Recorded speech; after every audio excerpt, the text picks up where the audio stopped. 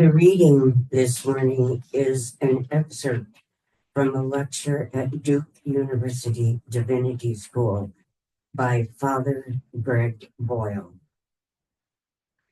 I talk a lot about kinship, and I say, no kinship, no peace. No kinship, no justice. No kinship, no equality. We become focused on peace, justice, and equality when the truth is none of those things can happen unless there's some undergirding sense that we belong to each other, that we're connected, that we matter. But the good news is if we focus on good news, on kinship, the byproduct of that effort is peace, justice, and equality. It's how it happens. Our mistake is that we focus on peace, justice, and equality, and we herniate ourselves trying to get peace, justice, and equality. And then we're surprised that we burn out and that we never really get close to it.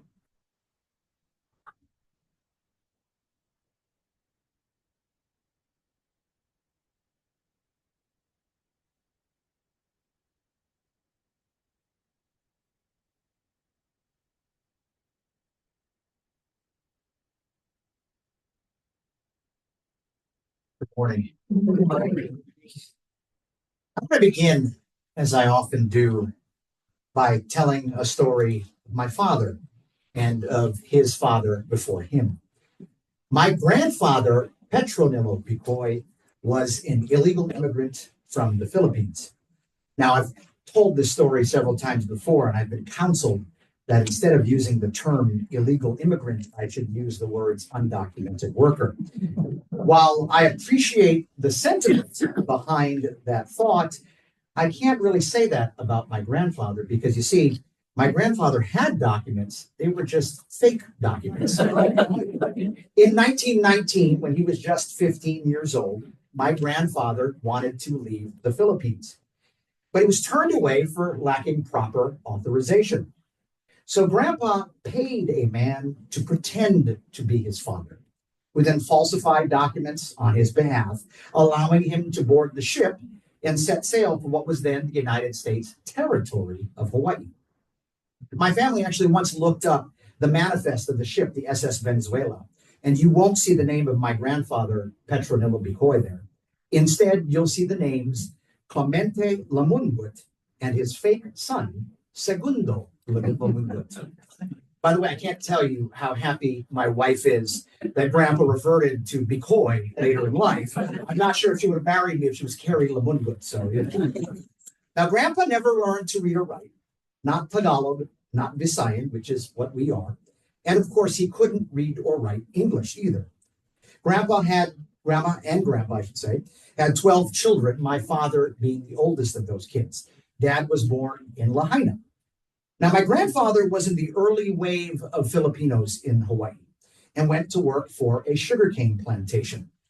But very quickly, he found himself unwelcome by the Japanese and Chinese immigrants that arrived a generation earlier, and eventually they ran him off the plantation.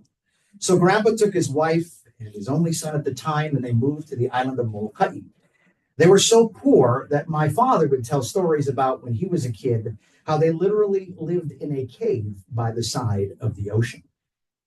Yet my father, Bernaldo Bicoy, became a hero of World War II and Korea. He became a successful attorney. He served in the last Hawaii territorial legislature and helped write the Constitution for the newly formed state of Hawaii. My father was the very epitome of the self-made man. Now, if you were ever going to describe someone who had pulled themselves up by their own bootstraps, it would be my father. Expecting everyone in society to fend for themselves, to pull themselves up by their own bootstraps, has become an almost universal expectation for the political class in America. Yet, ironically, the phrase we use to describe this idea is actually a complete perversion of what it actually means. to pull yourself up by your own bootstraps. In fact, the modern definition seems almost cruel when you consider the phrase's original meaning. So imagine that you're busily walking along the path of life, but you don't notice the rock that's sitting there in the middle of the road.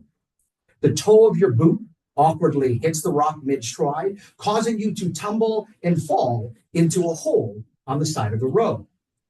So as you look up from the bottom of that hole, you know you have to do something to climb out of it.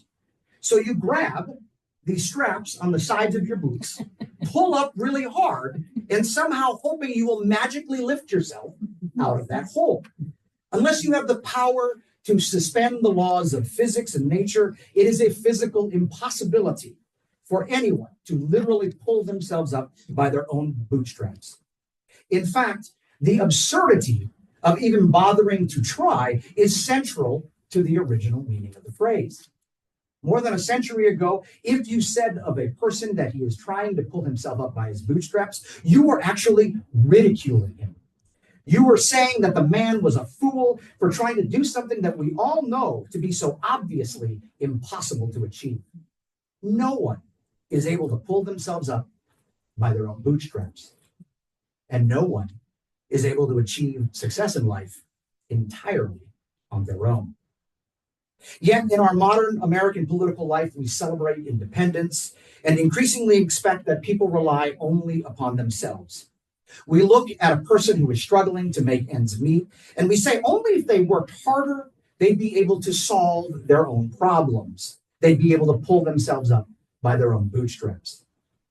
What was once seen as a foolish attempt to do the impossible has now become the political expectation of the times in which we live. There's a cruel irony to that phrase. My father believed strongly in the ideas of hard work, perseverance, and sheer strength of will. But you could not say that what he achieved in life was accomplished all by himself. Although he grew up terribly poor and his parents could neither read nor write, my father was blessed with an incredibly loving mother and an ever-present father who taught him right from wrong and insisted that he get himself an education. There was no high school on the island of Molokai when my father was a boy, so his parents sent him to live with others on the island of Oahu, where he attended a high school primarily serving U.S. military families. It was there that he encountered a teacher from the mainland United States that believed in his potential and encouraged him to believe in himself. My father attended the University of Hawaii after World War II, and after serving in the Korean War, he graduated from the University of Missouri Law School. And all of that was made possible by the old Filipino men of the Visayan Clubhouse in Waipahu, who pooled their money so they could send one of their own, my father, to get an education. At some point in life, we all need the generosity of others. The brilliant and innovative Microsoft founder Bill Gates approaches his own achievements with a remarkable amount of humility. He says, "I am not a self-made man." Gates says that my parents started me off in life with every advantage possible. Self-reliance and independence are worthy values. We should teach our children the importance of hard work, perseverance, and sheer strength of will. These are the characteristics that has made ours the most prosperous nation in the history of the world. But we must also recognize that our success in life is never entirely of our own making. Each of us, every one of us who leads a comfortable life, has been the beneficiary of some combination of a loving parent, an inspiring teacher, a guiding mentor, a generous benefactor, or some other caring person or institution that helped us along our road to success. And if we are humble enough to admit that, it reminds us to have empathy for those unlucky ones among us who have been denied the blessings that we enjoy. That our society demands that people pull themselves up by their own bootstraps is cruelly ironic.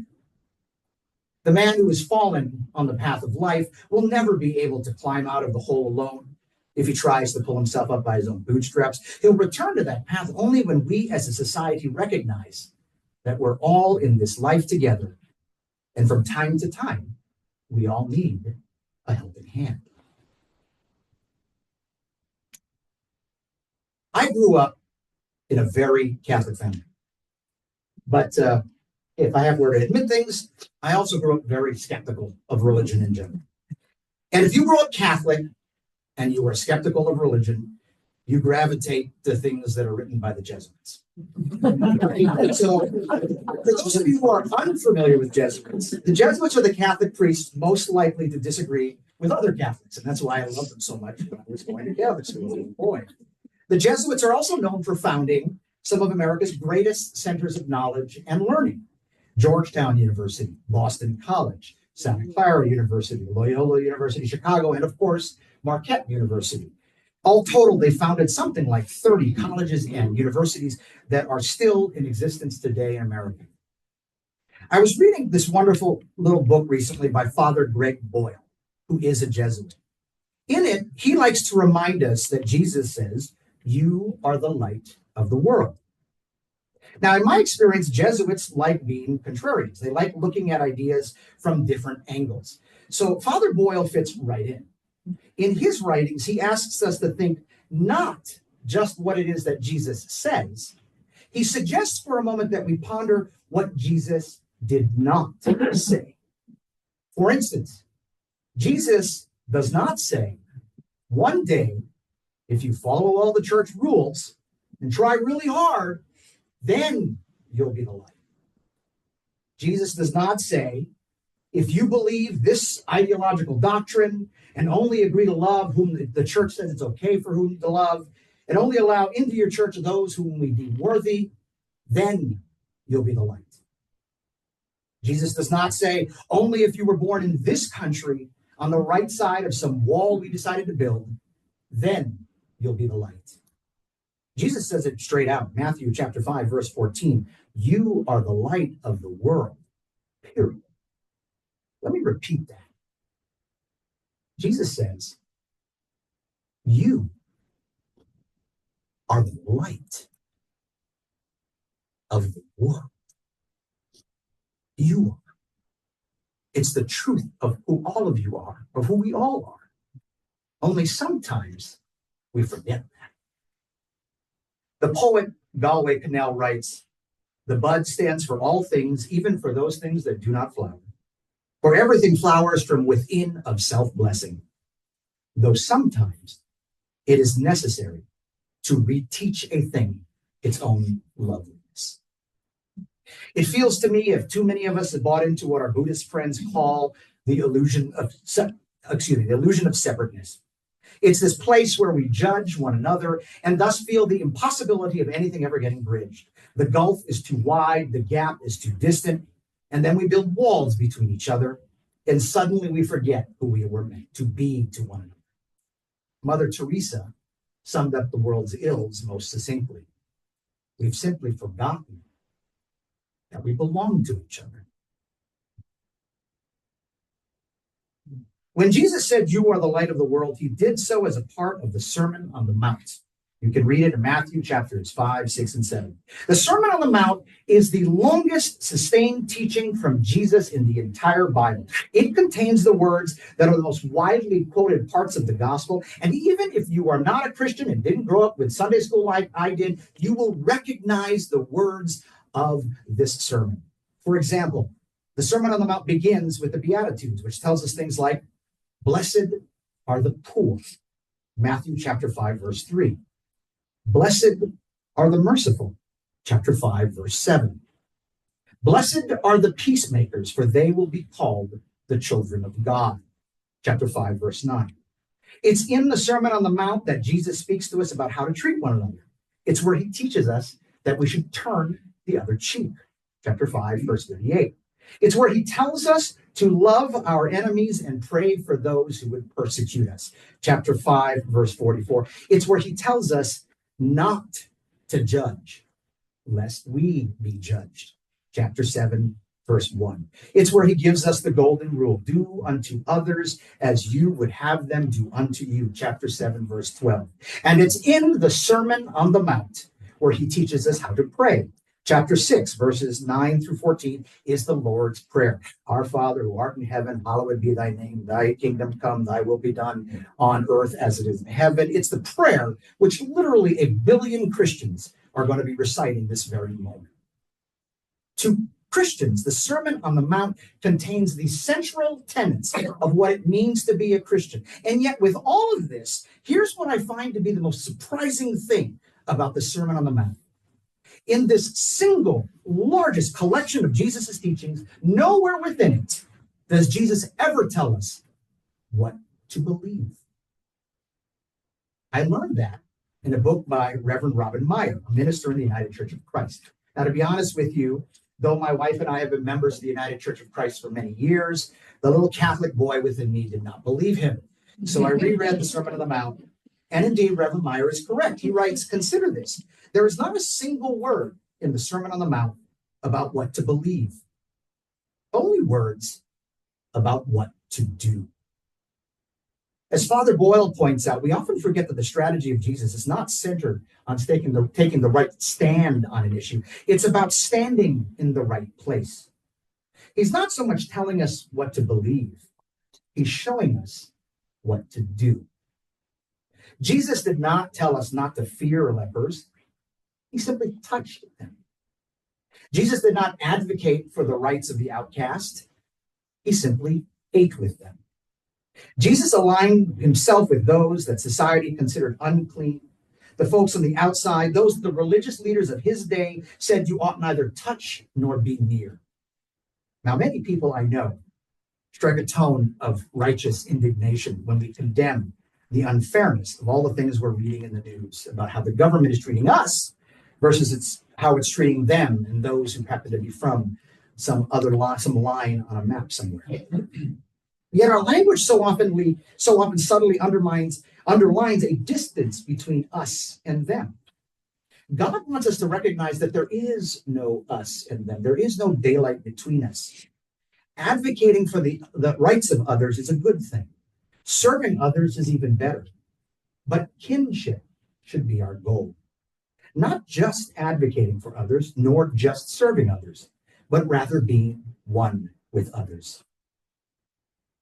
Jesus walks with those whose dignity has been denied. He locates himself with those who have been despised. He stands with the demonized so that the demonizing will stop. He situates himself with the disposable so that the day might come when we stop throwing people away.